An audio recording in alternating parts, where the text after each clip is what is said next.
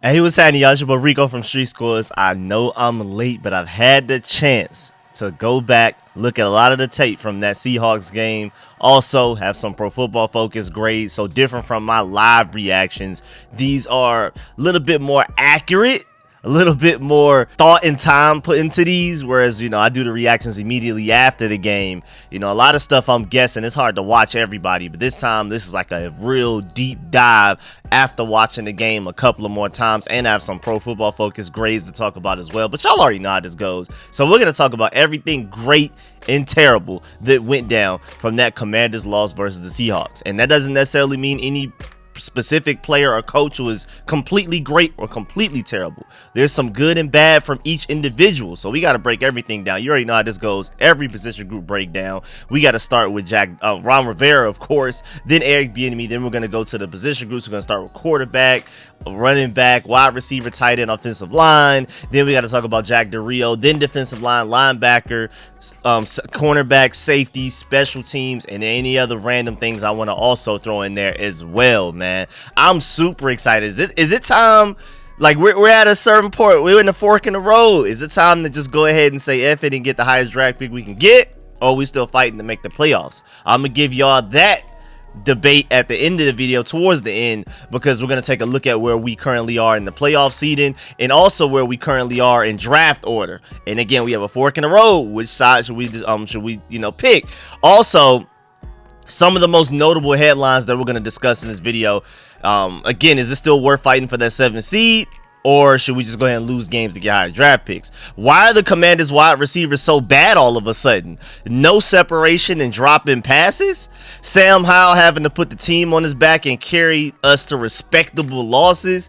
Are people done blaming freelancing defensive ends on bad Jack Del Rio defense? Is it just simply Jack Del Rio? Washington defense has literally been worse without Chase Young and Montez Sweat after the trades to the 49ers and the Bears. Who knew, huh? Who knew that trading two elite edge rushers at the very least, edge setters at the very least, not only will affect your passing game, your ability to pass rush the quarterback, but also to set the edge against the run. Also, the Washington linebackers have basically just been terrible, at very best inconsistent since Cody Barton got hurt. David Mayo is literally the worst player touching the field any given Sunday. Washington Commanders running backs Brian Robinson and Antonio Gibson balled out though. Shouts out to Eric Bieniemy for getting them heavily involved in the passing game. That was really interesting.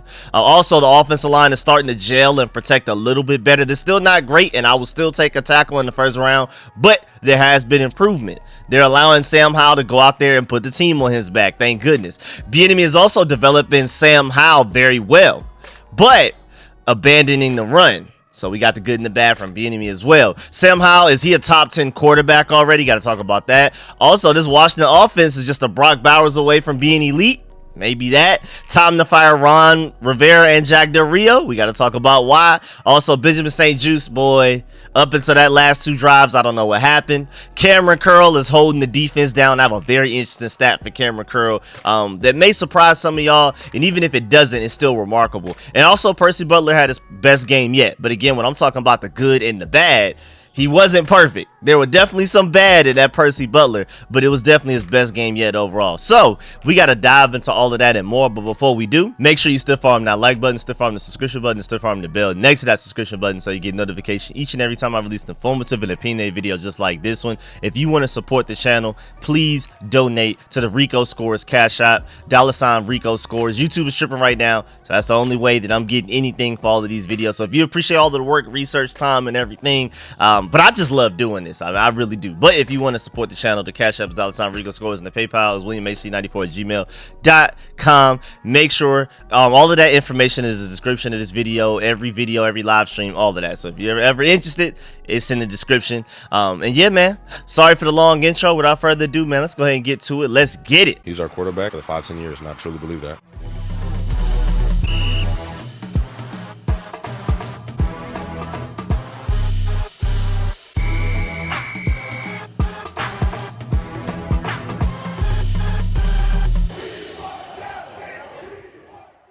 All right, so again, sorry that I'm coming so late with this video, but just ended up busy, and And it's actually pretty cool to do a review video after actually reviewing the game a little bit beyond just watching it live. So this is going to be fun.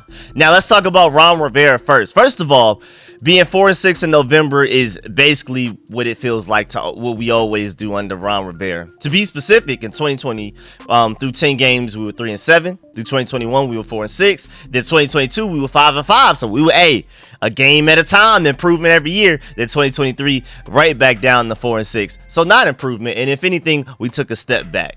And it's amazing that we found a way to take a step back when we finally have what looks to be a franchise quarterback for the first time in my lifetime outside of just Kirk Cousins. And even Kirk Cousins, I was always like, can he win without an elite team around him? He's going to be asking for crazy money. Sam Howell, in contrast, is on a very cheap rookie deal, but we're going to talk about that. You know what I'm saying? He's not destined to be franchise tagged anytime soon. So I'm very excited about that. But again, we're going to talk about that when we get to the quarterback part.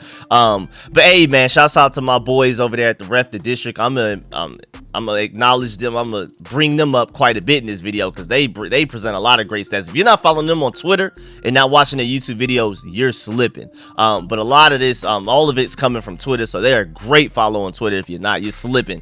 REFTHEDISTRICT, man. Great follow. This is one of their many great stats I'm gonna give y'all today. Ron Rivera has coached 60 regular season games in Washington. The Commanders have trailed or been tied at the half in 42 of those games, 70%, including 7 of 10 this year, 70%. So not only is that just bad, mediocre at best, but again, it's the fact that under Ron Rivera, we don't move forward. It's the same thing. Throughout his time in Washington, we're 70% as far as being behind or tied at half at best. And then this year, we're also 70%. Like, we're not going anywhere. If you want to be average for the rest of our lives or slightly below average, then Ron Rivera is your head coach. Point blank, period. And again, I'm always going to shout him out. I appreciate him for making us respectable. I appreciate him for coming in a terrible situation with cancer. Dan Snyder, most notably, the DEA rating, our coaching, our head medical staff guy, medical trainer. The type of position is slipping my name right now, but just like all of the chaos that Ron Rivera has been through with the name change, he's been like the face of a lot of stuff that hasn't even necessarily been his fault. And again, I'm gonna keep saying it. Ron Rivera should go, but I feel like Martin Mayhew was probably the biggest blame that we need to focus more of our energy on him more than anything else. But at the same time, man, under Ron Rivera, I appreciate everything you've done. That was my main message right there. Kind of went on a little tangent. I appreciate everything. But at the end of the day, he's a floor raiser, but he has a certain ceiling to him that you're just never really going to be great unless you can find the next Cam Newton. And Westlake, I'm sorry, but we only make one of those every 20, 30 years. You know what I'm saying? You just can't depend on Westlake to come in the clutch for that again.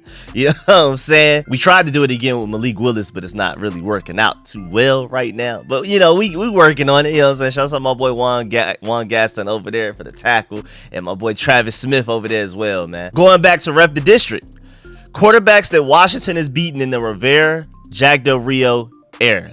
2020, Carson Wentz, Andy Dalton, Ben DiNucci, Joe Burrow, Ryan Finlay, Andy Dalton, Big Ben, Nick Mullins, Jalen Hurts, Nate Sudfeld. 2021, Daniel Jones, Matt Ryan, Tom Brady, Cam Newton, Russell Wilson, Derek Carr, Jake Fromm. 2022, Trevor Lawrence, Justin Fields, Aaron Rodgers, Sam Ellinger, Jalen Hurts, Davis Mills, Marcus Mariota, Dak Prescott. 2023, Josh Dobbs, Russell Wilson, Desmond Ridder, Mac Jones. So if we're taking that list, and it's also situational too, because as much as I love Cam Newton, nobody in the Burgundy and Gold Nation is a bigger Cam Newton fan than me. Of course, Southwest Atlanta, again, Westlake High School, all of that type of stuff like that. But when we played Cam Newton, that wasn't the elite Cam Newton. So do we qualify that as a quality win? So Ref the District goes on to say he counts 6 quality wins in 60 games coached. 2020 with Big Ben, the Steelers, when we ruined this streak. 2021 with Tom Brady and Russell Wilson, the Seahawks. 2022, Trevor Lawrence with the Jaguars.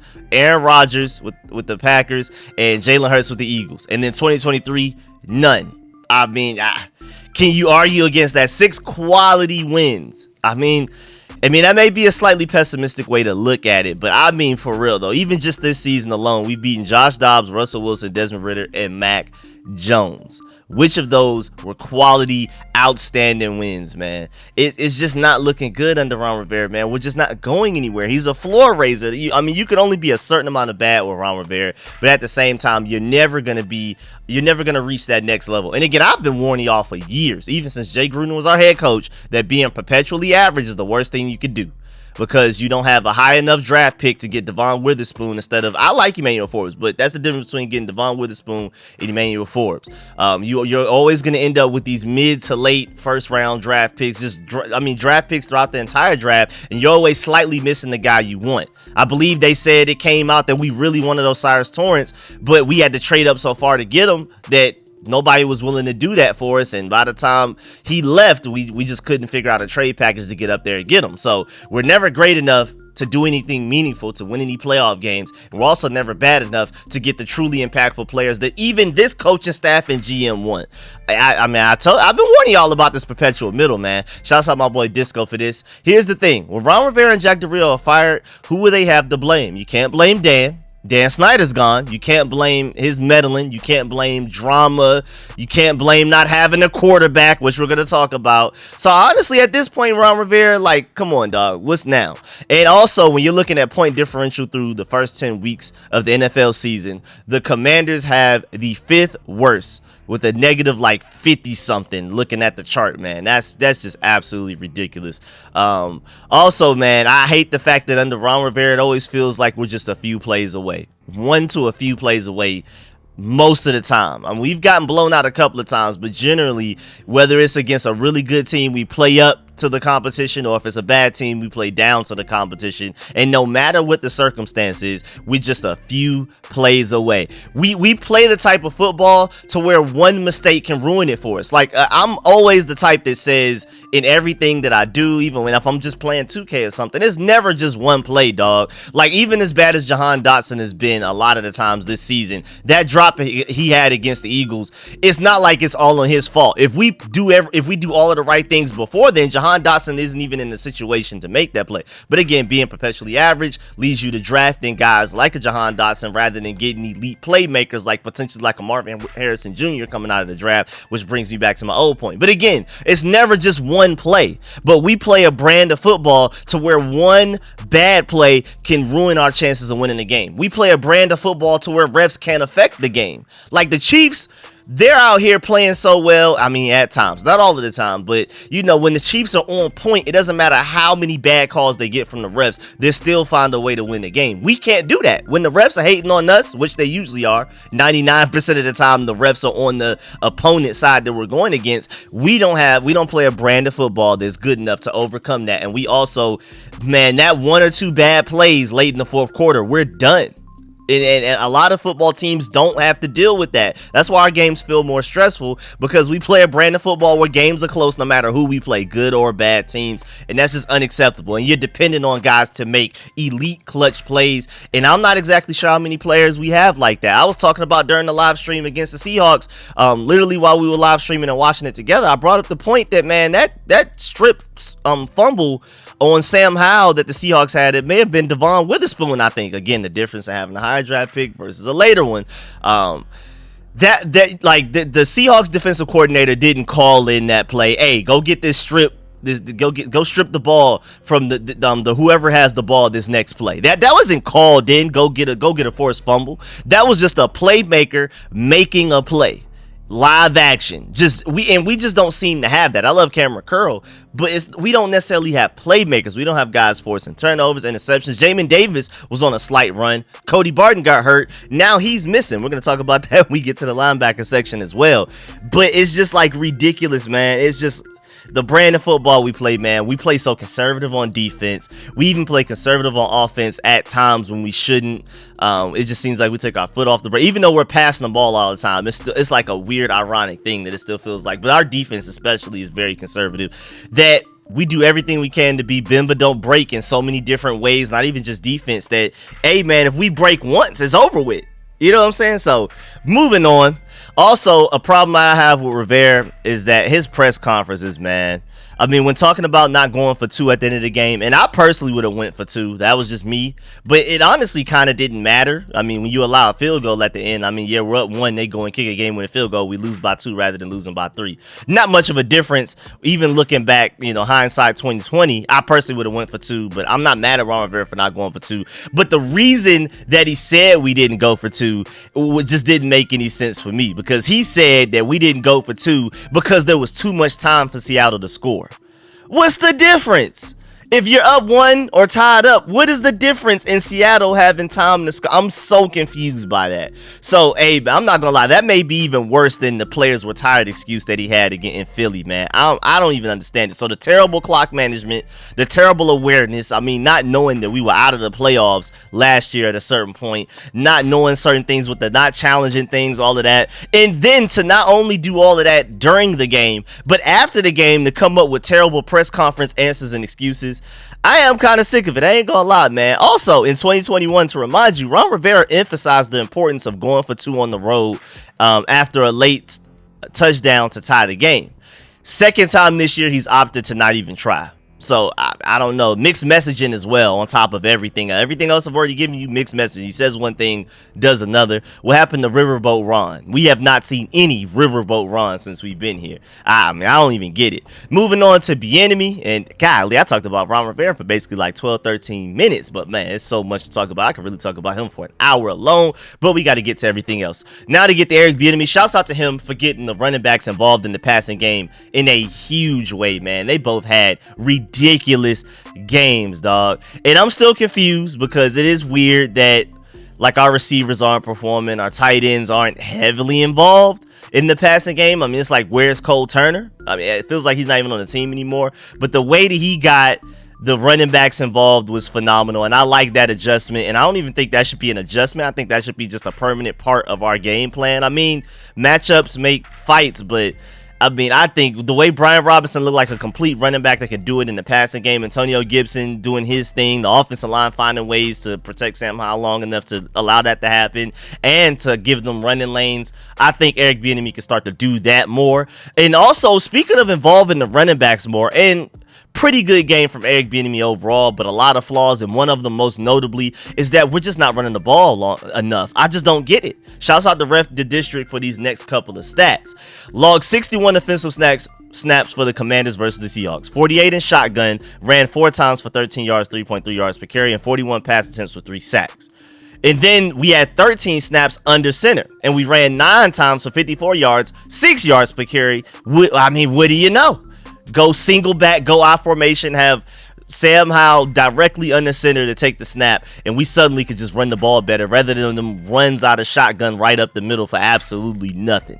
I mean, we had also had a QB sneak for 1 yard and 3 pass attempts with 0 sacks allowed. So, I mean, I know it's a smaller sample size, but on a percentage basis, on a per snap basis, we allow way less sacks and run the ball better when Sam Howell is under center. I mean, and also, shouts out to Rep the District for providing this as well. First half rushing, 5 carries, 10 yards, 2 yards per carry. Second half rushing, 9 carries, 58 yards, 6.4 yards per carry. So it's not that Washington can't run the ball. It's the fact that Washington will not run the ball. Definitely blame Bieniemy for that. But again, like my point earlier, I'm not going to dive too deep into Bieniemy. I may do a separate video on him. Just wanted to present some of the good, some of the bad. But looking back, overall, Bieniemy is doing a great job of developing a young quarterback, which is something that we haven't seen here pretty much in my lifetime outside of Kirk Cousins. But is that enough to save him? Because again, as much as a big of a Bieniemy fan as I am right now, I'm not out here saying that Bieniemy is just like this. We can't let him walk in the offseason so far. I mean, unless you just want him to purely be here because of how Sam Howell's developing, and you also want some continuity for Sam Howell. This is his third offense, an offensive coordinator, everything in 3 years. He was UNC, then Scott Turner, and then Eric Bieniemy. So, I mean, unless there's that's pretty much what saving Eric Bieniemy's job right now. And he's had great moments, he's had great drives, he's had flashes in games, but I'm not sure if Eric Bieniemy has been just this can't miss guy that I was hoping he would be. So we'll see. He has a few more games this season to prove that he can be that. But as of today, I'm not sure if Eric Bieniemy is just this can't miss guy. Sam Howell, in my opinion, is more of a franchise quarterback than Eric Bieniemy is this can't miss guy, the offensive coordinator coordinator so far. But I mean, you can honestly give a lot of Sam Howell's credit to Eric Bieniemy, but I don't know. This play calling has been a little funny. It has been little up and down, good and bad. He's been a mix of both.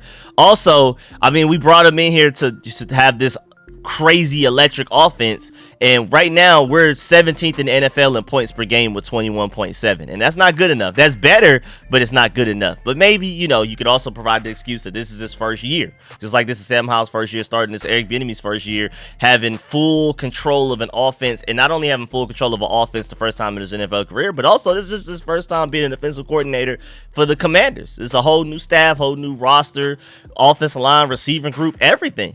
So I mean, the only player that's the same for him coming from the Chiefs is Byron Pringle, and Byron Pringle didn't even play as much for the Chiefs, I believe, as he's doing for us. So this is a whole new situation. It doesn't matter. Even if you're an offensive coordinator, you've been an offensive coordinator for your whole life in the NFL. Going to a new team, there's going to be bumps in the road. But not only is Eric Bieniemy becoming an offensive coordinator for a new team, this is his first time being a full-time offensive coordinator where he has complete control of the offense, where he's not the offensive coordinator for an offensive-minded head coach like Andy Reid. So, you know, I mean, there's some built-in excuses there, but at the same time, Eric Bieniemy, I need you to be better because I'm rooting for you. I want you to be our next offensive coordinator. I want you to be our next head coach. But have you necessarily done enough to show that we could be optimistic about that potentially happening? And if it does happen, we can, you know, this future is for sure bright, like for sure. I haven't necessarily seen that yet. But moving on.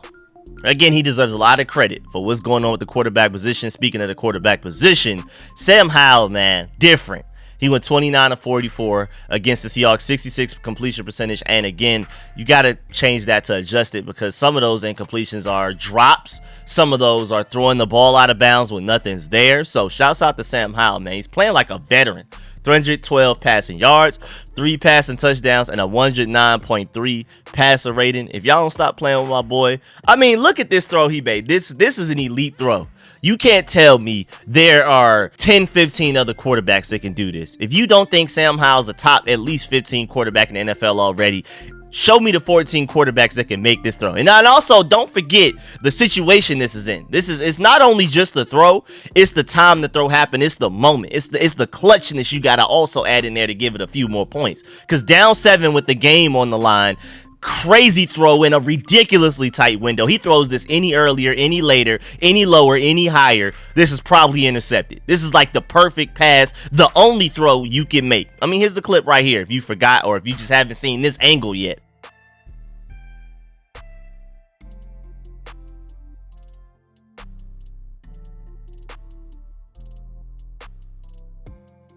I mean, that's ridiculous, dog. And even Pete Carroll had something to say about it.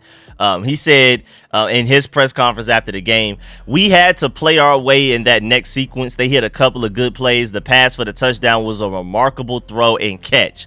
We had coverage guys right on them, on point, right where they're supposed to be. The ball, as Mark Sanchez called it, was layered over the top. That was the play of the drive and really the play of the day for them to keep them in the football game. The main thing I want to take away from that is, like I keep saying, great offense beats great defense all of the time. It doesn't matter if the defensive players are everybody, all 11 guys are doing exactly what they're supposed to do. If a great offensive player makes the right play, there's nothing you can do. And that's why this is an offensive league. And that's why we need to stop spending so many first round draft picks on defensive players. Because, yeah, our defense needs improvement. But at the end of the day, the greatest offense is always going to get the better of the greatest defense because the NFL is literally set up to do that. Like I keep saying.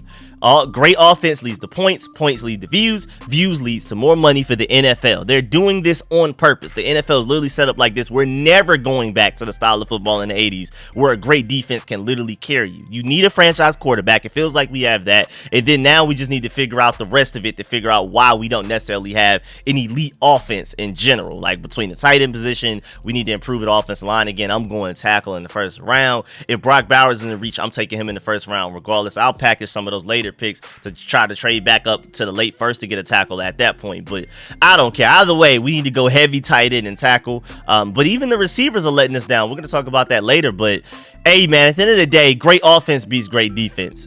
That boy Pete Carroll even said it, man, that the defensive players literally did all that they were supposed to do, and Sam Howell just made a ridiculous throw. De'Ami Brown made an adult play, thank you, finally making the catch and then running for the touchdown. There's nothing you can do. You could be fully prepared as a defense, and there's still literally nothing you can do if the offense is just on one for that play, that drive, that quarter, that game. There's literally nothing you can do, man. And that's why having a franchise quarterback is so exciting in Sam Howell, because that is your best chance of winning. And it's crazy that I've had debate people with this for the past few years, that quarterback matters more than defense, dog. It's amazing how many people I've had to go back and forth with over that for the past few years, dog. It's just ridiculous. But also, moving on, I love how we don't have to worry about medicine balls anymore. Y'all notice that? Have y'all ever just sat back and thought about the fact that with Sam Howell at quarterback, we don't worry about medicine balls anymore? Like Taylor Heineke throwing up there, just throwing the ball wobbly in the air, paper airplanes,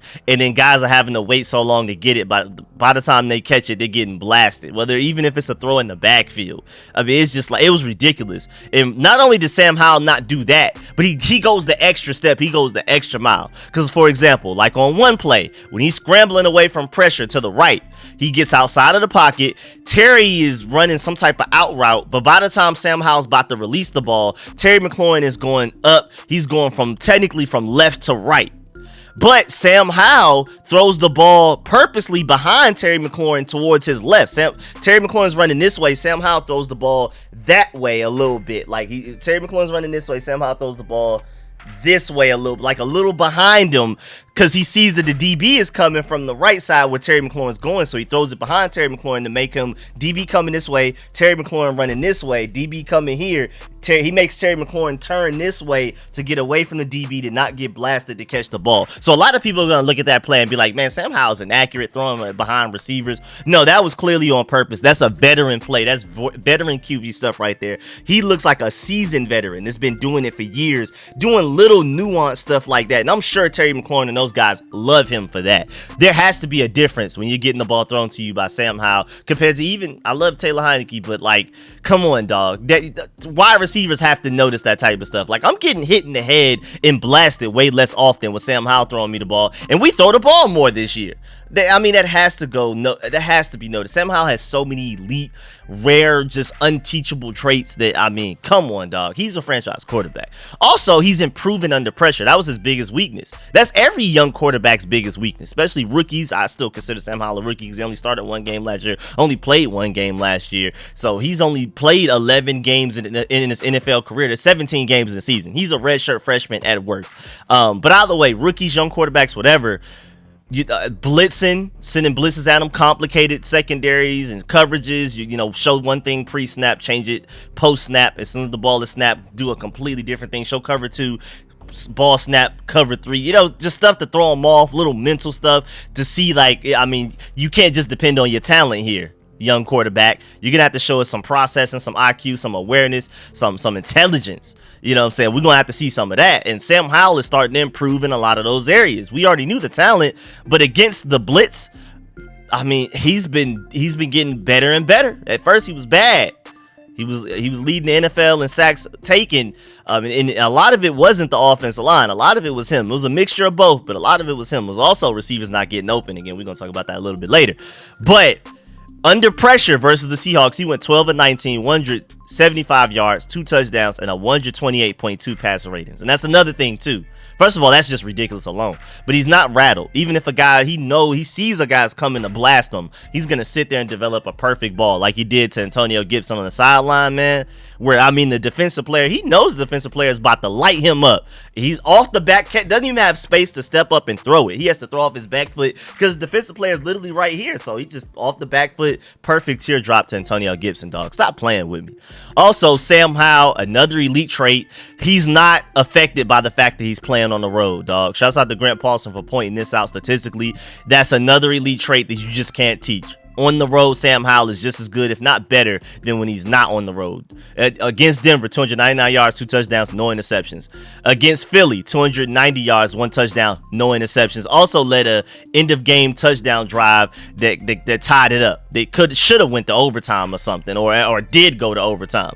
Atlanta, 151 yards, 3 touchdowns, 0 interceptions. Very efficient game, but Eric Bieniemy just took the foot off the brakes. I don't blame Sam Howell for that. The New York Giants, 249 yards, 0 touchdown, 1 interceptions. Not a good game for him, but New England, 325 yards, 1 touchdown, 1 interception. That 1 interception was like his worst throw of his NFL career, but great game overall. And then Seattle, 312 yards, 3 touchdowns, no interceptions. And again, led an in-the-game touchdown drive that should have been tied, should have went to overtime, but it didn't end up going that way because of the terrible defense. Bruh, he's elite on the road. He's doing all kinds of veteran stuff. It's crazy. Also, Sam Howell leads the NFL with 788 yards and 6 touchdown passes in the fourth quarter. So that's another thing that you can't teach quarterbacks, to be at your best in the fourth quarter, to be at your best on the road, and to be at your best in the fourth quarter. That just sounds all like elite quarterback traits to me. That all sounds like an elite quarterback. He has the 9th highest QBR in the fourth quarter and 2nd in number of times sacked, though. Just keep that in mind. In the fourth quarter out of all NFL quarterbacks. So he's a top 10 quarterback in the fourth quarter at the very least, just that statistic alone. I mean, hey, man, when it matters most, when the game is on the line, Sam Howell's at his best. And that's more than I can say for most quarterbacks I've seen since I've been alive for the Burgundy and Gold. Again, I wasn't alive to see any of our Super Bowls. I wasn't even on planet Earth yet. So from my experience of being a Burgundy and Gold fan, Sam Howell's probably already the best quarterback I've seen us have. It's crazy. Also, since week 4, Sam Howell is tied with Dak Prescott for an NFL high 14 touchdown passes. The first 3 weeks, you got to give him a little bit of leeway. He's a young quarterback. He's technically a rookie quarterback under a new offensive coordinator. Everything's new. New offensive line, new everything. So, I mean, if you're taking away the first 3 weeks, which, I mean, technically can't. But if you are, him and Dak Prescott have the most touchdown passes. Howell is tied for 17th most interceptions in that span with 4 as well. So he's number 1 in touchdown passes, but only 17th in interceptions. So yeah, you could say it's volume. That's why he's throwing so many touchdown passes. But at the same time, why are so many other quarterbacks throwing more interceptions than him with less passes and less passing touchdowns? Most importantly, he's ridiculously efficient. Stop playing, bro. Stop playing with my boy. Stop playing. Also, after the week 10 loss against the Seattle Seahawks, Sam Howell, as many of y'all know, is first in NFL passing yards with 2,783, first in NFL passing completions with 264, and third in NFL passing touchdowns with 17. So I just want to make this known. I'm going to go ahead and get this out the way. We have not been on a bye week yet, while a lot of other teams, including the Miami Dolphins, Tua Tagovailoa has. But still, that's incredible that he's first in passing yards, and CJ Stroud, I believe, is second. That's incredible, man. But at the same time, when we're looking at efficiency, he's 20th in yards per attempt this season. But again, that's including the first few weeks when he was terrible, most notably that Buffalo Bills game. He's 20th in QBR, also including that Buffalo Bills game overall for the season. He's 14th in EPA plus CPOE. And then he's also 16th in yards per play as an offense. So, I mean, if you're looking at volume, that's why he's number 1 in a lot of stats. But if you're breaking it down per snap basis, per throw and all of that type of stuff, he's not number 1. But I still think he's up there. He's played easily like a top 12 quarterback in this season. I don't care what you say. But at the same time, the Commanders are 1-3 when Sam Howell throws for over 300 yards. So, I mean, what does that say? Is that Sam Howell's fault? Is that Eric Bieniemy's fault? Or is that the defense's? Or even Rivera's? You know what I'm saying? So I feel like Howell is the least to blame out of that. But at the same time, it's kind of like, man, you have your best games, we're still 1-3, so does it even matter? I think it does, because at the end of the day, even Pat Mahomes doesn't automatically win every game he throws 300 yards. Reaching 300 passing yards isn't a threshold to automatically win a game. Otherwise, we wouldn't even have real football games if that was the case. But that's just amazing that the Washington Commanders haven't had one wide receiver reach 120 receiving yards this game yet. No wide receiver has a multi-touchdown game either, and yet Sam Howell is leading the NFL in passing yards. Shouts out my boy Rio Robinson. Make sure you follow him on Twitter and subscribe to him on YouTube. Does great work. If you're not following him, you're tripping. Shouts out to him for pointing that out. Also, Terry McLaurin has 0 100-yard receiving games. So, how are you leading the NFL in receiving yards? Granted, no bye week yet, like I already talked about, but you're leading the NFL in receiving yards, and your number 1 wide receiver doesn't even have a 100-yard game yet this season. Like, and your your first round pick, your supposed wide receiver 2 in Jahan Dotson isn't doing much either. And then Curtis Samuel, who stepped up as basically a wide receiver 2 a lot of the time, is banged up all of the time, either missing a game or playing hurt. And I don't want to hear any excuses about defenses take away number 1 receivers, which is why Terry McLaurin hasn't had a 100-yard receiving game yet. Because Amon-Ra St. Brown over the last 7 games has 102 receiving yards, 102 again, 56 yards and a touchdown, 124 and a touchdown, 102 yards, 108 yards, and 156 yards and a touchdown. There's no excuse, dog. There's absolutely none. Like, this boy Sam Howell had 312 passing yards today with a 109.3 rate and 7.1 average per throw. His top 2 wide receivers combined for 4 catches and 33 yards in Terry McLaurin and Jahan Dotson. That makes absolutely no sense. Like, I know the Seahawks back 7 is crazy talented, but Sam Howell still managed the ball out, which makes his stats even more impressive.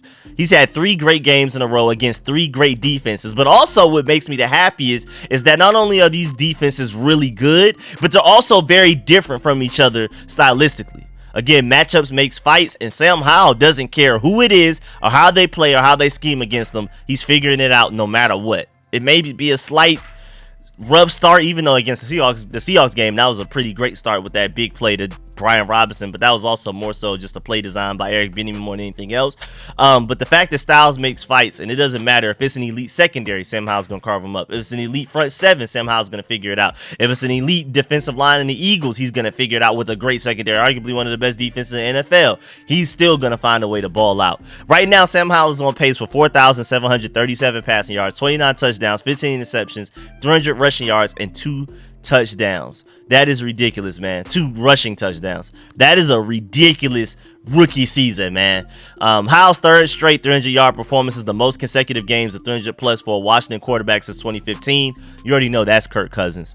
Also, he's only the 8th player, well, technically 9th player in NFL history to have 4 games of 300 plus passing yards in their first 11 career games, because technically CJ Stroud has done it as well. But without CJ Stroud, he would have been the 8th, but him and CJ Stroud just happened to do it in the same day. So that's really interesting, man. So him and CJ Stroud, whichever order you want to put them, 8th and 9th players in NFL history to have 4 games of 300 plus passing yards within their first 11 career games. That's ridiculous stuff. That's not just in burgundy and gold history, that's in NFL history. So Sam Howell, statistically, one of the 8th or 9th best quarterbacks in NFL history. You know what I'm saying? So not that, but I'm just saying he has some crazy stats going on this year. Also, most passing yards in NFL history through first 11 games. Patrick Mahomes, number 1. Justin Herbert, number 2. Andrew Luck, number 3. My dog, Cam Newton, number 4. And then our boy, Sam Howell, number 5. 5th in passing yards through first 11 career games in NFL history, dog. Come on, man. Come on, bro. 5th in NFL history. Bro. Also, it's really nice that people outside of the burgundy and gold nation are also starting to take notice. You can't lead the NFL at passing yards and continue to fly under the radar, so it makes sense. You have Jay Gruden. He said, quote, he played a great game. He made some unbelievable plays off schedule and in the pocket. Really, there's not a lot not to like about Sam Howell at this point. The last 3 games, he's been outstanding. I completely agree. And Jay Gruden has no reason to side with the Commanders. He got fired by us. You know what I'm saying? He got fired by the Brady Eagle. If anything, he would be petty and hate on us. Even he can't hate on Sam Howell. He's like, man, this guy's different. I wish I had him, basically. Dan Orlovsky says Sam Howell is the most underrated quarterback this season. You have Daniel Jeremiah. He tweeted out, Sam Howell did some really nice things yesterday, big time throws, and he's using his legs to extend plays and collect explosives. And then Mina Kimes did a great breakdown on him. That play we showed earlier with the super dot, where the Seahawks did everything right and he still found a way. She said, has put highlight worthy plays like this on tape all year, but is doing a better job each week of reducing errors and speeding up his processes. Thought he played very well yesterday. And that's a great point, because he's always had the flashes. He's always had the high end, top tier flash to him, where he's gonna make ridiculous plays. But now, most importantly, he's starting to limit the bad plays, because with Sam Howell, it was like, you're gonna get the great, you're also gonna get the really bad. He's starting to continue to do those great things, and if anything, starting to do them even more and more. And he's also at the same time starting to do the bad stuff less and less. That's what's turning him into an elite quarterback, and a franchise quarterback at the very least, in my opinion. Also, he was the 4th highest graded Commander from that game with the 68.4 grade. Still not a very high grade, but that's pretty cool. At the end of the day, because of those first few weeks in the NFL season where he was getting extremely low grades for being the majority of the reason why he was taking a lot of sacks. Sam is ranked the 24th best quarterback in the NFL for the entire year so far by Pro Football Focus. But he's 12th out of quarterbacks over the last 3 weeks. So, just to kind of compartmentalize everything, like, over the course of the season, he's 25th. Over the last 3 games, Pro Football Focus feels like he's 12th. So there's definitely a difference between these last 3 games in the previous 7 games. Also, Sam Howell in 2023, the first 5 games, a 68.6 completion percentage with 1,349 passing yards, 6 touchdowns, the 6 interceptions, and 29 sacks taken.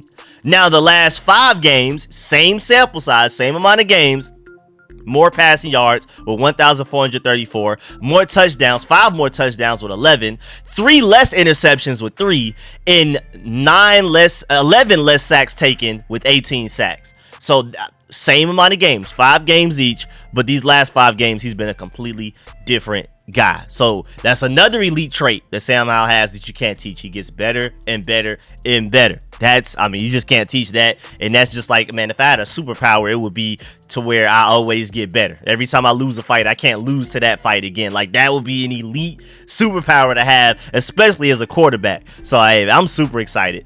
Shouts out to Al Galdi for this. If the 2020 NFL draft was redone today, Sam Howell wouldn't just be a first round pick. He'd be a top 10 pick, maybe a top 5 pick. The Commanders getting them in the 5th round was an absolute heist. And it's hard to even give Ron Rivera and them credit because they didn't even like him that much. Like, they didn't even really want him. He even admitted that it was just kind of like best player available. We don't really feel like we need a quarterback. We believe in Carson Wentz, but we're just going to take this guy because there's no reason he's still available in the 5th round. So you give him a little bit of credit there, and I appreciate Ron Rivera. Ron Rivera gets fired, whatever happens, thank you for drafting Sam Howell. But hey, man, I'm so excited, man. It's hard to give him too much credit for it, but you still got to thank him at the very least for it. Also, looking at it from a macro view, this is a really attractive job for the next GM and head coach, especially if this is the real Sam Howell. If the Sam Howell that I've seen these last few games, and just assuming he's only going to be the same, or if anything, only get better, you have that in a franchise quarterback who should have been a top 10 pick in the draft. So I hate the fact that people are looking at him like he's getting paid like a 5th rounder. He's playing like a top early 1st rounder. I absolutely love it. And so on top of having a franchise quarterback, you have all of the cap space in the world and 5 top 100 picks in the NFL draft if the draft would have happened today. So that's ridiculous. And also as fans to look at it from a macro view, while we should be excited about the future, even though this season feels a little doom and gloomy, there's a lot of positives to take from this, man. No matter how this season ends wins wise, we are finally done with Dan Snyder and replaced him with an owner that is willing to do everything it takes to win. And him bringing in Eugene Shin, I'm telling y'all right now, Eugene Shin is going to have a very huge positive impact on this team. I'm telling you now. So Josh Harris willing to do whatever it takes. If you look around in his respective leagues that he's an owner in, NBA, NHL, and stuff like that, his coaching staffs typically make some of the most money in their respective leagues. He's not cheap. He's willing to pay whatever it takes to be the best.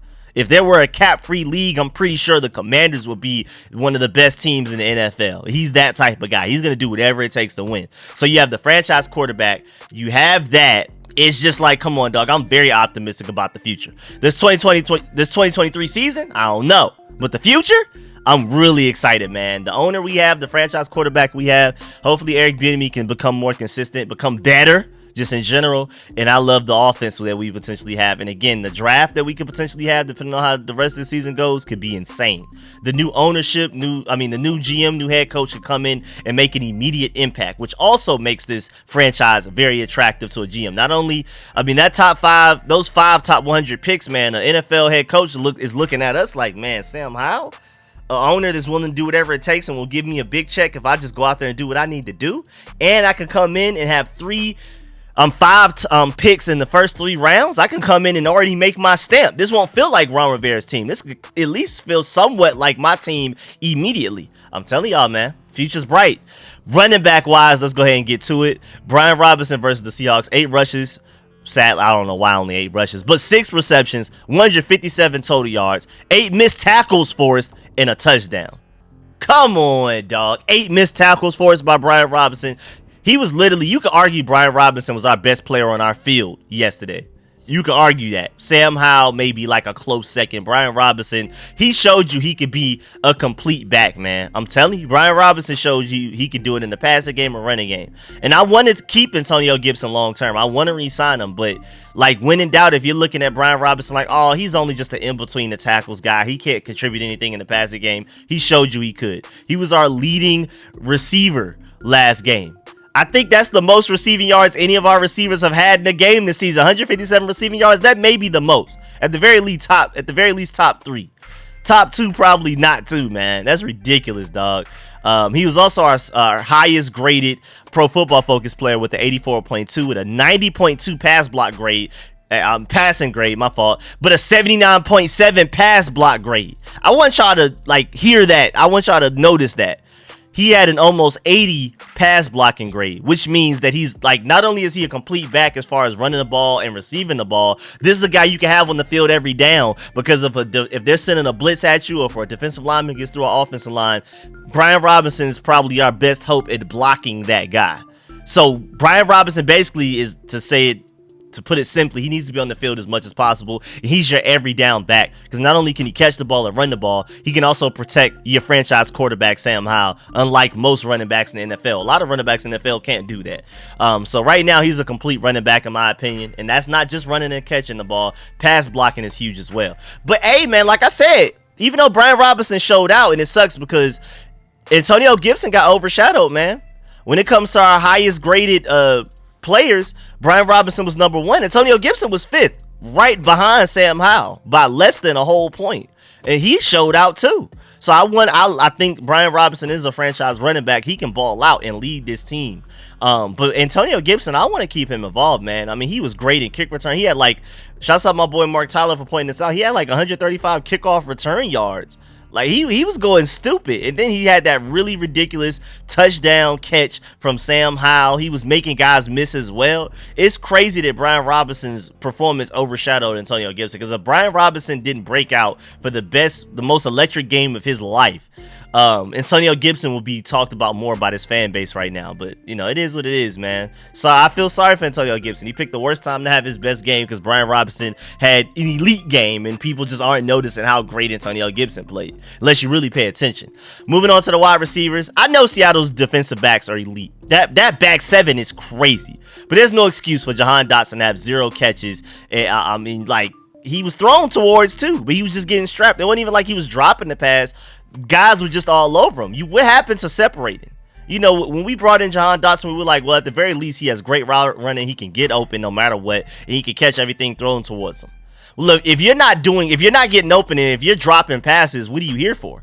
We might as well have gotten my Georgia Bulldog, George Pickens, who at the very least is going to make a big play when it matters most, or some of these athletic freaks that are fast, that are strong, that are tall, you know, 6'3" or more. You know, if you're the route running, catches everything guy that's not separating or catching everything, literally, what are you here for? I'm rooting for Jahan Dotson, but God lead, man. God lead. So when you're looking at our Pro Football Focus grades for the offense, Terry McLaurin was the highest out of our receiver group with a 67. Jahan Dotson had a 49.5. Curtis Samuel had a 48.8. Jamison Crowder had a 31.7. And Brian Pringle had a 57.6, better than a lot of those other guys other than Terry McLaurin, but none of those are good. Terry McLaurin was the highest graded receiver with a 67, and you know, Pro Football Focus, you can agree or disagree with him, but at the end of the day, we can all agree that our wide receivers were bad against the Seahawks. An elite secondary, Devon Witherspoon, Tariq Woolen, Jamal Adams, a lot of great players, but come on, dog. It can't be that hard.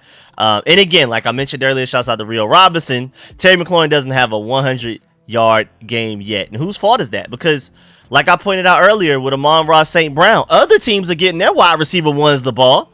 I mean, look at what wide receiver ones have done against us this season. DJ Moore had the best game of his life against us. AJ Brown killed us twice. Has been going crazy all year. Just to name a few. That's only just 3 guys. Amon-Ra St. Brown, even though we didn't play him. AJ Brown and DJ Moore against us. Do you think Jack Del Rio doesn't know that those are those teams' number 1 receivers as well? So there's no excuse for us not being able to do it. I don't know if it's Eric Bieniemy's fault, Terry McLaurin's fault. I don't know what it is. But if Terry McLaurin is really getting double teamed or triple teamed that bad, then why isn't everybody else open? So there's no excuse. We go into games knowing that DJ Moore is the only real receiver that the Bears have. We go into games knowing AJ Brown is the best receiver that the Eagles have, and yet they still go crazy. Why can't we do that with Terry McLaurin? So, hey, man, we got to get it together. We got to get it together. Also, Jahan Dotson, no excuses, dog. To have 0 catches on 2 targets makes no sense when you play 95% of the offensive snaps. 95. He played 5. With 58 snaps, he played 5 more than Terry McLaurin. He played 13 more than Logan Thomas. He played almost double what Brian Robinson and Curtis Samuel played. He literally played double what Antonio Gibson played. He played 47 more snaps than De'Ami Brown. 48 more snaps than Byron Pringle. 95% of snaps. The only people that played more snaps than him are the people that are supposed to play every snap. That's the offensive line and Sam Howell. Outside of them, Jahan Dotson played the most snaps on this offense, and to have 0 catches for 0 yards with 2 targets makes absolutely 0 sense, dog. Like, that's ridiculous. And it's so annoying too, because he just looked like he was starting to get it together these past couple of weeks, and then he goes out there and has one of his worst games of the season, so it feels like we're just right back to step 1 with him. I don't get it. Tight end wise, shouts out to John Bates, man. He blocked his tail off. He had a nice catch as well, but a 73.7 Pro Football Focus grade. I do agree with that, because one of Brian Robinson's great runs, John Bates blocked like 2 people on the run to literally give him the space. He blocked one guy left and then went to the next level and blocked like the linebacker or DB, which left a wide open hole for Brian Robinson. John Bates is a franchise guy in the terms of being able to block. We still need a Brock Bowers, but I like John Bates for the future of this team, at the very least blocking wise, and he could catch a pass every now and then. But we knew when we drafted him, he wasn't going to just be this elite dual threat receiving tight end, but he can block. That one of them great Brian Robinson runs, a couple of good runs that we had. For some reason, we didn't run it more. Shouts out to Eric Bieniemy for that for some odd reason. But Brad, John Bates be blocking his tail off. Also, shouts out to Logan Thomas, 163. He passed Fred Davis, 162, for the 6th most receptions by a tight end in Burgundy and Gold franchise history. And again, wanted poster, where's Cole Turner? I don't know if it's his fault or if Eric Bieniemy just simply doesn't like him, if Sam Howell doesn't like him. I don't understand why Cole Turner isn't being utilized more when we have a problem with our tight ends receiving the ball, and that's literally what he should be doing best. Moving on to the offensive line, I'm not going to talk about them too much. Just shouts out to them for their improvement. I've mentioned them briefly throughout this video so far. Shouts out to them for their improvement. Charles Leno had a 79.1 pass protection grade from Pro Football Focus. That was pretty good, but his run blocking grade wasn't good. Andrew Wiley was bad against the run, but average against pass blocking. Chris Paul was terrible against both, and I watched the tape. I didn't really see that, but I can look at it again. Samuel Cosme was great / elite against the run, but terrible against the pass. And Tyler Larson was good against the run, but terrible against the pass when it comes to pass protecting and run blocking. That's really interesting, man. That's really interesting. At the same time, man, Sam Howell was relatively clean. It felt like every time the Seahawks got to him, it was off of a blitz. So I'm probably gonna have to go back and look at the tape again after seeing the Pro Football Focus grades to see what happened. But Pro Football Focus did not like our offensive line at all, man. They didn't. They were either terrible at one thing or just average at both. So I don't know. But moving on, Jack Del Rio, man, what's going on? We forced 0 turnovers yet again for another game this season, and that's literally what we drafted Emmanuel. Now, granted, Emmanuel Forbes did get ejected, but golly, man, we got to remember, a lot of the negative plays the Seahawks had on offense, or bad plays in general, was self-inflicted. They were mistakes, like Geno Smith with that intentional grounding to run out the clock. They should have easily, at the very least, scored a field goal before that, but a 10-second runoff on the intentional grounding, just a really dumb play by Geno Smith. Hey, man, I know a lot of people are saying he should have been fired, but at this point, at the very least, you got to agree that, hey, man, Jack Del Rio is not it, dog. Because I know a lot of people were blaming Chase Young and Montez Sweat for why this defense was so bad. Freelancing defensive ends and all of that. But against Seattle, we had a season worst 489 yards allowed. It didn't really feel like that. I don't know why other games felt worse, but hey, season worst 27 first downs allowed, 6.6 yards per play allowed. That was our second worst of the season. Season worst 369 yet net passing yards, and allowed 4 plays of 20 plus yards and 10 plays of 15 plus yards. Literally the worst defensive game all season. The worst. A lot of people try to, for those of y'all blaming Chase Young and Montez Sweat, Just to let y'all know, it's only gotten worse without him. Since trading them away, it ultimately makes sense. Yeah, for long term, I agree that long term it does make more sense for us to have traded them away, especially Montez Sweat for potentially a high second round pick. Even though I would have paid one of them, I would have traded away Montez Sweat for a high second and then paid Chase Young long term. And that's just personally me. But because I love draft season. The more picks I get, the happier I am. Probably my favorite part of the NFL season, just because I simply love college football so much. I love the draft.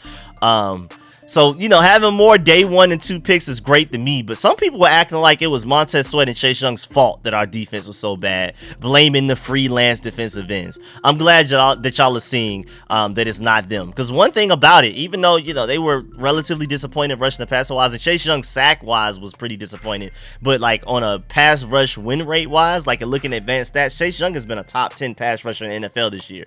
But even beyond just their lack of pass rush production that a lot of people expected out of them, being first round picks, they were elite edge setters. When it comes to setting the edge and stopping the run, they were like 2 top at worst 15 guys in the NFL, both of them. And so now we're getting ran against, you're seeing why. Now, granted, bad linebacker play has to contribute to that as well, but hey, man, I'm telling you, Chase Young and Montez Sweat leaving does not make our defense better like a lot of people were acting like it would. Also, we are the get-right games for a lot of people. We save people from getting fired or cut. If you're struggling, come play the Commanders. If you're a player on the verge of getting cut, come play the Commanders. If you're a coach on the verge of getting fired, come play the Commanders. You'll bounce back. I promise you that. Here, listen to this, man. In 2 games since the Commanders traded Montez Sweat and Chase Young, they have 1 sack. They have just 6 QB hits, and only 1 of their 5 tackles for losses come from the D-line. Everything else comes from the secondary or the linebacker group. Just to go ahead and let you know. But the Commanders defense surrendered explosive plays on 7 Seahawks drives. Seattle got 22 points off of those drives. And they haven't been good this season on offense. They've basically been leaning on their defense for much of this year. And we just allowed them to go crazy against us. We allowed them to score 29 points. And they should have had 3 more again if Geno Smith wasn't just super stupid at the end before the end of the first half. Seattle's 489 total yards on offense today was their most in their last 22 regular season games dating back to 2022, y'all. Out of 22 regular season games dating back to last year, that was their most yards in a game, dog. Also, the Commanders came in today allowing 5.7 yards per play defensively, which is the 4th worst in the NFL. Against the Seattle Seahawks defense today, who have not been good, allowed 6.6 yards per play. Even worse than our average of being the 4th worst in the NFL.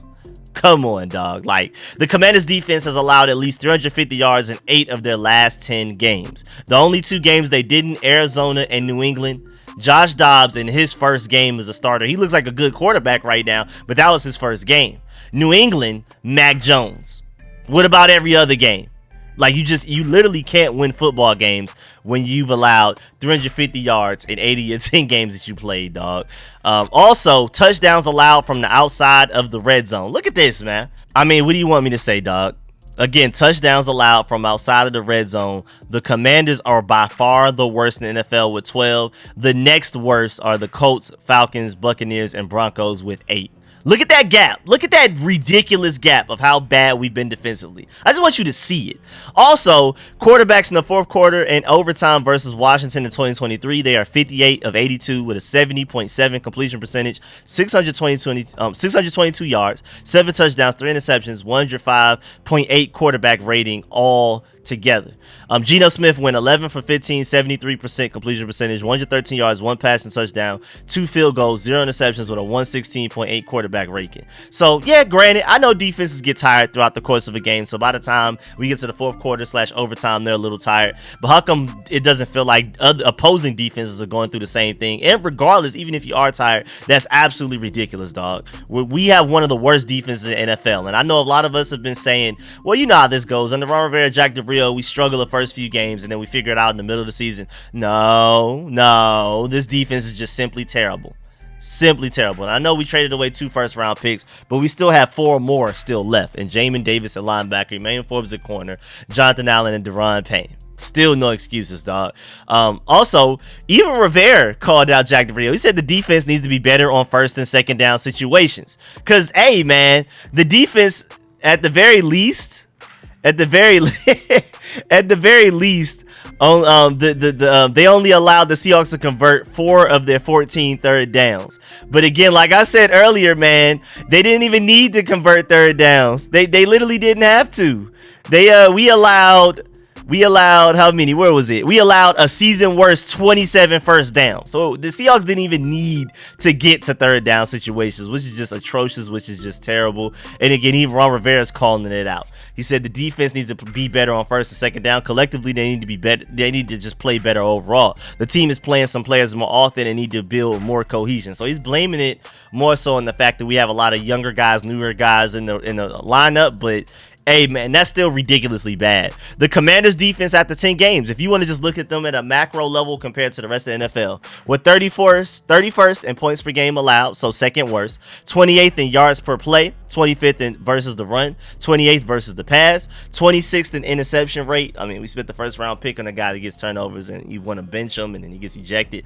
20th in sack rate, 22nd in first downs per game, 15th and third down, so that's one positive. That's one, and that's not even a real positive. That's, at the very least, we're average at that. And then 27th and fourth downs allowed. But granted, we have played the Eagles twice, and they kill it on fourth downs. And people are making fun of Jack Del Rio because they're basically saying this is how we play, no matter the down, no matter the distance. And hey, man, is this a lie? Because we love to run 5 defensive linemen. We have all of our secondary playing as far off from the wide receivers as possible. And then you just have David Mayo somewhere on an island in the middle. It's actually really bad. That's actually kind of accurate. I'm not going to lie. Also, shouts out to Lake Lewis for pointing this out. I see wide receivers running slant routes all day against Washington because they have slow linebackers covering them. If I see this and fans do too, how does Jack Del Rio not make any changes? Also, same for the cornerbacks playing off the ball so much. St. Juice had no business that far off on DK Metcalf at the end. And I do blame Benjamin St. Juice for a lot of that. We're going to talk about that later. But I also feel like Jack Del Rio put him in winless situations, have him playing that far off. And the Seahawks saw, okay, Jack Del Rio, we've seen you all season have your cornerbacks play off. We've seen you in this game play them off. We're just going to ask DK Metcalf to run back-to-back slants. And then after you get used to the slant, we're gonna ask him to run a post route, which is basically a delayed slant in essence. So it's just funny. So hey, man, you gotta blame Jack Del Rio for a lot of it, but also, man, the defense just has to be better. Jamin Davis was your highest graded defensive player with a 63.5. Then Jonathan Allen and Deron Payne second and third. Casey Tillhill fourth with a 61. KJ Henry fifth with a 56. Cameron Curl after that with a 54. David Mayo was our lowest, I believe, with a 40. I mean, it just absolutely makes no sense. It's just terrible, dog. It is just really, really bad. But again, one positive to take away, at least we were good against third downs. We're only allowing 4 of 14. Still terrible. Shouts out my boy Washington today, aka Jordan. All of y'all know him on Twitter and Instagram. He don't play about the Brigham and Gold. I completely agree. He said, as soon as we got that touchdown with 2 timeouts and 52 seconds left, I knew it was over. I felt the same way. That is a problem. When you have a coach and a regime that is based on having strong defenses, if you told me the offense scored 26 points, I would have assumed that we won. The defense plays well up until the big moments, which is a huge issue. Howell did everything he could. There were hiccups on offense, but 26 points should be enough to win. I completely agree. Moving on to the defensive line. Not getting much pressure. Chase Young and Montez Sweat being gone is definitely hurting us. And I'm just not seeing enough from Jonathan Allen, Deron Payne versus, rushing the passer wise, and they're also getting beat against the run. And we literally have 2 stop the run specialists in John Ridgeway and Fedarian Mathis. Where have y'all been? And then speaking of where have y'all been, it may not all be just y'all fault. The linebackers have been terrible. Like I said, David Mayo is literally the worst player on the field any given Sunday. And Jamin Davis actually had an odd game for him this past game against the Seahawks, because he's typically not very noticeable. He doesn't make great plays, but nor does he make bad plays. He just doesn't usually stick out. You know what I'm saying? He's kind of just, Jamin Davis was out there. But against Seattle, he had some really flashy, great plays, and he also had some really bad ones. So instead of just being as typical in the middle, not very noticeable either way, he was very good at times, very bad at times, which is really different for him. Even though before Cody Barton got hurt, he started to learn how to make plays, the forced fumble and the interception against Bijan Robinson and stuff like that. He was making plays, but I don't know, man. Cody Barton gone. I mean, you could kind of give Jack Del Rio a little bit of a leeway on that, but I mean, that's y'all fault for not addressing linebacker. You brought over Cody Barton. Once he gets hurt, now what? What's the plan? That's on y'all, man. That's on Ron Rivera, Jack Del Rio, Martin Mayhew, all of y'all. That's just David Mayo on the field. It's a scary sight, dog. Moving on to cornerbacks, Benjamin St. Juste, man, it sucks because he was having a pretty good game up until those last 2 drives. Pretty good game, but those last 2 drives were terrible. I mean, first half thrown at 7 times, he only allowed 3 of them to be caught for 34 yards with a pass breakups. Good. But then in the second half, thrown at 5 times, 3 of 4, 51 yards, 1 touchdown with a pass breakup, but that one really bad pass interference on 4th down that pretty much put them in range to win the game. And also, I mean, speaking of the cornerback room, Full is still our best tackling corner. And of course, we got to say poor Emmanuel Forbes, dog, on that immediate ejection in the first defensive drive of the game. And it really sucks because if you view it from a macro view, just like as the season as a whole, you get drafted. You have a great off season, preseason, training camp, joint practice with the Ravens. All this hype is building. Then you have a few disappointing first few games, but they aren't terrible. Then you get benched.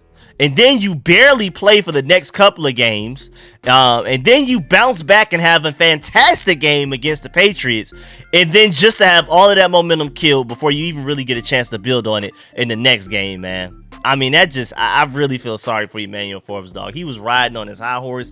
He was coming in with real momentum. I was excited about how he would look against the Seahawks, against DK Metcalf and all of those guys, Tyler Lockett, Jackson Smith, and Jigba. And we didn't even get a chance to see it. And I really feel sorry for him. It just kind of put out his little spark of flame that he had going coming into this game. Now moving on to the safety, shouts out to Cameron Curl. This interesting stat that I briefly mentioned in the intro, I foreshadowed in the intro. Cameron Curl is the only Washington Commanders defender to have played all 169 defensive snaps this season. The only one. Nobody else has played every single defensive snap this season. Shouts out to Cameron Crowe for that.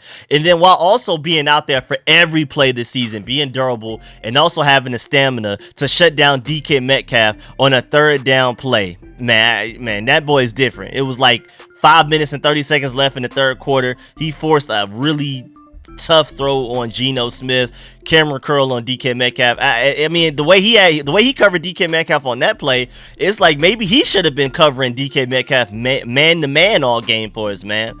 And then shouts out to Percy Butler for having his best game of his career so far. I'm very excited about his future coming in to replace Derek Forrest, who's still been out. He's been on IR for the past few weeks. I'm really excited, but he just got to work on that tackling, man. He had an 80.7 Pro Football Focus grade, which is the highest amongst all Commanders defenders, all players in general. And of course, a career high grade for him. But we got to work on that tackling, my boy. Got to work on that tackling. Got to. But man, just to dive deeper into it, 55 coverage snaps, only 2 targets, only allowed 1 catch for -2 yards, an 80.7 Pro Football Focus grade. Man, coming in for Derek Forrest, you balled out, my boy. Not perfect. Again, that's why I do these breakdowns, because nobody's perfect. Nobody's all bad. Nobody's all good. Percy Butler had his best game of his career, but it wasn't perfect. Still got to improve that tackling, my boy. Moving on to special teams, Joey Sly's been kicking his tail off. The only kick he's missed in the past few weeks was that PAT, and I blame that on Cameron Cheeseman, in my opinion. He made a 61-yarder a couple of weeks ago. He had to make the 56 one, and then Charles Leno was false start. I believe it was Charles Leno. Then he had to make the 61 when he made that. He literally hasn't missed a kick outside of that missed PAT, which again I blame on Cameron Cheeseman. That boy has been pretty much perfect for a few weeks now in a row. And speaking of Cameron Cheeseman, terrible, dog. I don't think he had one good normal snap. It makes no sense. He has a 25.8 Pro Football Focus grade this year. We traded up to draft a long snapper in the 6th round who can't snap. That's your only job. Why are you here? I wish I could get paid what Cameron Cheeseman is getting paid to go out there and do that. I wish I could. It's crazy. Right now, Cameron Cheeseman has the lowest ranked special teams player in the entire NFL. The lowest ranked special teams player out of all NFL players on special teams. And this is the guy that Ron Rivera and Martin Mayhew traded up for in the draft. That's ridiculous. Ron Rivera, for some reason, in his press conference, to even double down on it. Yeah, a couple of days ago, he stood 10 toes on it. He backed up his long snapper. He said after the day with 3 high snaps, he said, quote, "I'm not concerned. We got to straighten out at the end when it counted," unquote. So he's saying, hey, he can have some terrible snaps, but at the end, if he snaps it correctly, we're not worried about it moving forward. No, man, no. And Jamison Crowder, I still like him as our punt returner. You were bad as a receiver with those drop catches, and you took some bad hits as a punt returner, but I still believe in him. I would like to find a punt returner in the future, like a younger guy. We had some guys in the off season, but we'll see how that goes, man. Now, before we get up out of here, I want to present to y'all the fork in the road that I briefly foreshadowed in the intro. Looking at the rest of the schedule, we have the Giants, who, we're 10-point favorites right now, but we lost to them just a few weeks ago. So why are we even favored against this team? They're not good, but why is anybody favoring us against anybody at this point, especially the Giants, who we've already lost to? Then you have the Cowboys at Dallas for Thanksgiving. Then you have the Dolphins, bye week, luckily a week that we can't lose. The Rams, Matthew Stafford's probably going to be back, and when Matthew Stafford was healthy, they were balling. The Jets, looks like Aaron Rodgers will be back, and they probably have already played a game to get everything back and get back in the groove. By the time he plays us, he should be really back in the full swing of things. The 49ers, Chase Young revenge game. You saw how dominant they looked against the Jaguars. And then we got to play the Cowboys again, who look like one of the 5 at worst top best 8 best teams in NFL. So when you're looking at the rest of that season, what wins? Not how many wins, what win? You know what I'm saying? What team do you confidently say we can go in there and beat? Unless the Cowboys have like a playoff spot wrapped up and they just sit their starters against us the final game of the season, dog. I mean, honestly, because if you ask me going into the season, like I said, I felt like we can match up against a lot of these teams. And even the way that we play against the Eagles, if we play like that against the rest of the schedule, I think we could actually win a few games.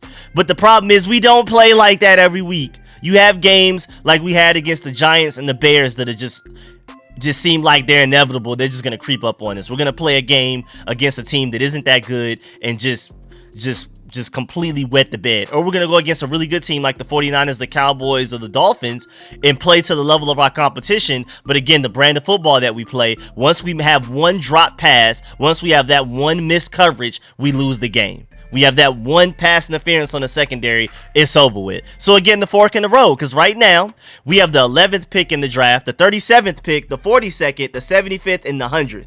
We have 5 top 100 picks in the draft right now. Do you want to just go ahead and dive in head first and try to achieve a better draft pick? Right now, we have the 11th pick in the first round. We could get top 10, you know what I'm saying? So it's crazy, because if you're like me and a lot of us out there, the fact that Sam Howell's balling out and the fact that we improved our draft pick is definitely better for our future. Definitely. Like, if you're looking towards the future, us losing against the Seahawks at the same time, Sam Howell balling out at the same time, a lot of our young guys balling out, that's the best case scenario for the 2024 Commanders and beyond. 2023 Commanders is not that good. Looking at the playoff situation right now, we are 9th. We were 8th before that loss, but now we're 9th because we have one more loss than the Buccaneers, who've already gone in their bye week. They're 4-5. We're 4-6. We're ahead of the Falcons only because we beat the Falcons. We have the tiebreaker there. You have the Vikings 2 wins ahead of us at 6-4 with the 7th seed. Do you feel like the Vikings are somehow going to slow down and start losing games? Do you feel like we're going to somehow start winning games again? The schedule. The Giants, okay, we're favored against them. We're not favored against anybody else on the schedule between the Cowboys twice, the Dolphins, Rams, Jets, and the 49ers. Do you think it's worth trying to win more games just for us to ultimately not make the playoffs and also go down and draft pick because we won a couple of games? Is it even worth it at this point? So, hey, man, again, I just can't believe we're 10-point favorites going into the Giants. I understand us being favorites, but 10 points? Did you see how we just played against them the last time we played them? But yeah, man, that's the end of this video. Make sure you stiff arm that like button, stiff arm the subscription button, stiff arm the bell next to that subscription button. Let me know how you feel about everything discussed in this video. But most importantly, at this point in the season, after that loss to the Seahawks, and not only just losing, but the way that we lost, the fork in the road, are you full on, let's go ahead and focus on getting a higher draft pick? Or are you still trying to claim that elusive 7 seed for us right now? We're 2 games behind, and that's also expecting the Vikings to lose some games right now. And we're losing to NFC teams. We're losing to the Seahawks, who are already a playoff team leading their division. We still got to play the 49ers. Still got to play the Rams. Still got to play the Cowboys twice. We already lost to the Eagles twice. So, like, these losses against, and these potential losses against NFC teams, I mean, how much hope do you hold out for us still making the playoffs this season? So at this point, if you feel like we're not going to make the playoffs, if we don't have much of a chance, to me, you might as well just go ahead and get the better draft pick. But I mean, I know tanking sucks, and I want us to go out there and play our hardest, especially our young guys, most notably Sam Howell, because I'm trying to build towards the future, man. But of course, let me know in the comment section how you feel about it, and everything else I discussed in this video. And again, if you appreciate all of this work, time, and effort, blood, sweat, and tears I put into these videos, you can support the channel by donating, because as of right now, YouTube is tripping. So the only way I can make money is if y'all support the channel by directly donating to the $RicoScores Cash App or the WilliamHC94@gmail.com PayPal. I really appreciate y'all. I'm gonna do my best. I've been extremely busy, but I'm gonna do my best to try to read and reply to all comments. I'm gonna catch y'all later, man. I'm out.